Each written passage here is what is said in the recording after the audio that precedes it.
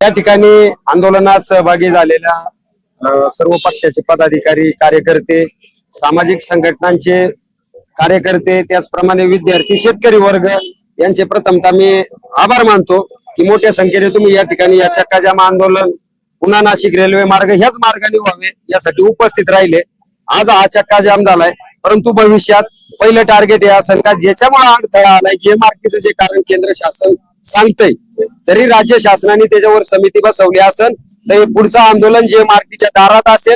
वेळ प्रसंगी जेएमआरटीला टाळे ठोकायची सुद्धा आमच्यात हिंमत आहे आणि त्याहूनही मार्ग नाही निघाला दिल्ली सारख्या ठिकाणी आंबेगाव तालुक्यातून, जुन्नर तालुक्यातून, खेड तालुक्यातून, सिन्नर तालुका असेल, आमच्यासारखे सर्वसामान्य कार्यकर्ते जंतर मंतरवर उपोषण केल्याशिवाय राहणार नाही। आणि जे झेंजीचं आंदोलन झालं त्या प्रकारे पुणे जिल्ह्यातील ह्या भागातील आंदोलन जंतर मंतरवर उभं राहील आणि त्याला सरकार जबाबदार असेल ही ग्वाही मी देतो। तीव्र होईल असं वाटतंय, भरपूर तीव्र होणार। आमदार खासदारांना सुद्धा आम्ही रस्त्यावर फिरायचं बंद करू, आमची हक्काची रेल्वे या ठिकाणी झालीच पाहिजे एवढीच आमची मागणी आहे। वेळ प्रसंगी आम्ही आमचं रक्त सांडू। आज 9 ऑगस्ट क्रांती दिन आहे। हुतात्मा बाबूगिनूंचा, शहीद भगतसिंगाचा, राजगुरूंचा, सुखदेवांचा विचार वारसा घेऊन आम्ही जगत आहे।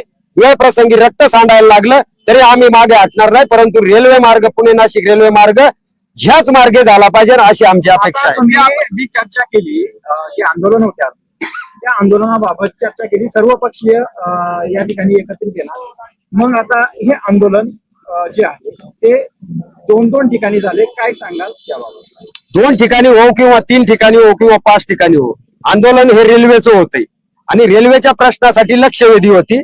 त्याबद्दल मला काही आता जास्त बोलायचं नाही, कारण रेल्वेचं आंदोलन 5 ठिकाणी झालं काय, जी लक्षवेधी व्हायची ती होती।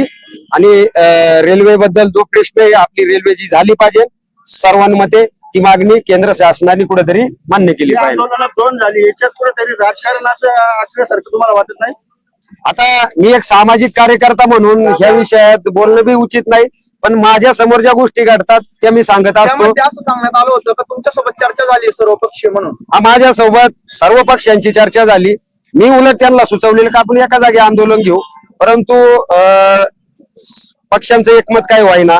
त्याच्यानंतर सध्या या तालुक्यातले जे धगधगते प्रश्न आहेत आणि त्याच्यावरून तालुक्यातलं राजकीय वातावरण फार दूषित झालेलं आहे, सामान्य लोक थोडी बाजूला झालेली आहे आणि त्या दूषित वातावरणाचा या आंदोलनावर परिणाम नको म्हणून मी निर्णय घेतला का पुणे नाशिक रेल्वे कृती समितीचं आंदोलन हे मनसर स्टँडवर होईल। ज्या कोणाला आंदोलन करायचंय त्यांनी कोणत्याही पद्धतीत कुठेही केलं तरी चालेल, हे स्पष्ट भूमिका मी जाहीर केली। काय सांगाल? 2 आंदोलनं झाली हे मान्य आहे, परंतु ज्या वेळेस आपण पंढरपूरला महाराष्ट्रातले लोक जातात उद्देश एकच असतो की विठ्ठलाचं दर्शन घ्यावं। जरी इथं 2 हो 3 हो, उद्देश एकच आहे की ह्या मार्गाने पुन्हा नाशिक रेल्वे मार्ग झालाच पाहिजे। आणि ह्या भावना प्रत्येक जण आपापल्या पद्धतीनं व्यक्त करतात, त्याच्यामध्ये वावगं काहीच नाही। तुम्ही मगाशी असं सांगितलं इथं भाषण करताना का माझा जीव गेला तरी चालेल पण रेल्वे ही झाली पाहिजे। हे पाय आपल्या माहितीसाठी सांगतो, उत्तर पुणे जिल्ह्यातले पहिले क्रांतीवीर हे जयराम बाबा होते, त्यांचा मी नातू आहे आणि त्यांचा वारसदार आहे। जे ते बोलतो, जे शब्दाशी पक्के आहोत आम्ही। आणि ह्या रेल्वे मार्गासाठी जर शासनाने जनभावनेचा आदर केला नाही तर ह्या जनभावनेचा उद्रेक झाल्याशिवाय राहणार नाही। आणि त्याच्यासाठी माझ्यासारखा कार्यकर्ता, बाबाजींसारखा कार्यकर्ता रक्त सांडल्याशिवाय राहणार नाही, याची ग्वाही मी आपल्या माध्यमातून पुणे आणि नगर जिल्ह्यातील सर्वसामान्य जनतेला देत आहे। बाबाजी दादा, हा जो रेल्वे प्रकल्प आहे हा जो केंद्राच्या अखत्यारीत पण येतो, राज्याच्या पण अखत्यारीत येतो।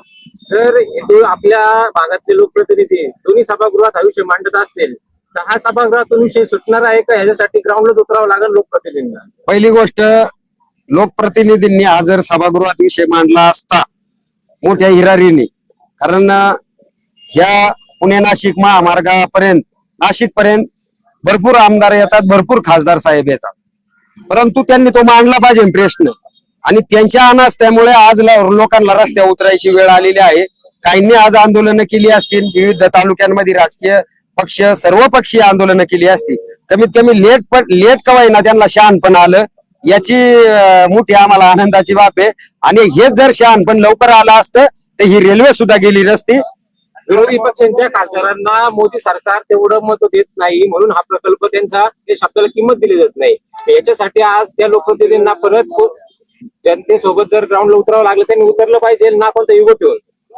नक्कीच उतरलं पाहिजे, परंतु थोडं हे विरोधी पक्षाचे आमदार असतील किंवा खासदार असतील किंवा सहकारी पक्षाचे सत्ताधारी पक्षातले सहकारी पक्षाचे जे आमदार खासदार आहेत हे त्या पक्षाविरुद्ध त्या सरकारविरुद्ध बोलायला कुठेतरी घाबरतात. हे सर्वसामान्यांची जी चर्चा आहे, अख्ख्या देशभर चर्चा आहे, राज्यात चर्चा आहे आणि आंबेगाव तालुक्यात चर्चा आहे का लोक सत्ताधाऱ्यांना बोलायला घाबरतात, पुढारी घाबरतात, आमदार घाबरतात, खासदार घाबरतात आणि बोलले तरी हे सरकार कोणाचं ऐकत नाही. ही सर्वसामान्यांची व्यथा आहे. चाकण या ठिकाणी खासदार अमोल कोल्हे यांचा जाहीर निषेध झाला, त्याबद्दल काय सांगाल? 1-2 मिनिट. खासदार अमोल कोल्हेंचा त्या ठिकाणी जाहीर निषेध झाला. आता त्या ठिकाणी आंदोलनकर्ते कृती समितीचे कार्यकर्ते होते, या ठिकाणी सुद्धा निषेध झालाय. आमचं एकच म्हणणं आहे का आम्ही ज्यांना प्रतिनिधित्व दिलंय केंद्रामध्ये लोकसभेमध्ये, हा जर केंद्राच्या अंदर प्रश्न आहे तर त्यांनी ते प्रश्न मांडले पाहिजे. त्यांनी लोकांना समाजाला एकत्र केलं पाहिजे, त्यांनी आंदोलनात उतरलं पाहिजे. तुम्ही एकतर विरोधी बाकावर आहे, ते त्यांचं काम होतं. परंतु काय होतं का प्रत्येक आंदोलनात समाज उतरतो, परंतु ही राजकीय लोक बाजूला थांबतात. ही फक्त व्हिडिओद्वारे फेसबुक लाईव्हद्वारे पब्लिक पर्यंत पोहोचण्याचं काम करतात, परंतु ग्राउंड लेवलला प्रत्यक्षात काही काम करत नाही. हा आमचा आरोप आहे त्यांच्यावर. त्यांनी ना फोनवरून तुमच्याशी चर्चा केली असं या आंदोलनामध्ये समजतंय, काय सांगाल त्याला? नाही, फोनवरून मी रेल्वे कृती समिती म्हणून सगळ्यांना आमंत्रण दिलं, या विभागाच्या खासदारांना दिलं, तुमच्याशी फोनवरून चर्चा केली, खासदारांना आमंत्रण दिलं. ते म्हटले मी दिल्लीत ह्या प्रश्नावर आम्ही मोदी साहेबांची भेट घेणार आहे. परंतु रेल्वे गेल्यानंतर मोदी साहेबांची शरद पवार गटाचे 8 खासदार हे आज उद्या का आज मोदी साहेबांना त्यांचं शिष्टमंडळ भेटणार आहे. मग मला सांगा, ही रेल्वे ज्यावेळेस गेली त्यावेळेस हे शिष्टमंडळ कुठं होतं, त्यावेळेस हे खासदार कुठं होते, हे झोपा काढीत होते का काय करीत होते, याचा बी त्यांनी विचार करावा. आणि जे विद्यमान सरकारमध्ये आमदार खासदार आहेत यांनी सुद्धा विचार करावा का आज आंदोलनात तुम्ही का उतरताय. ज्या वेळेस रेल्वे आपल्या बाजूने मंजूर झाली, भूसंपादन झालं, त्याच वेळेस तुम्ही पावलं का नाही उचलली, तुम्ही जनतेला विश्वासात घेऊन आंदोलन का नाही उभं राहिलं. हा आमचा त्यांच्यावर रेल्वे कृती समितीचा आरोप आहे.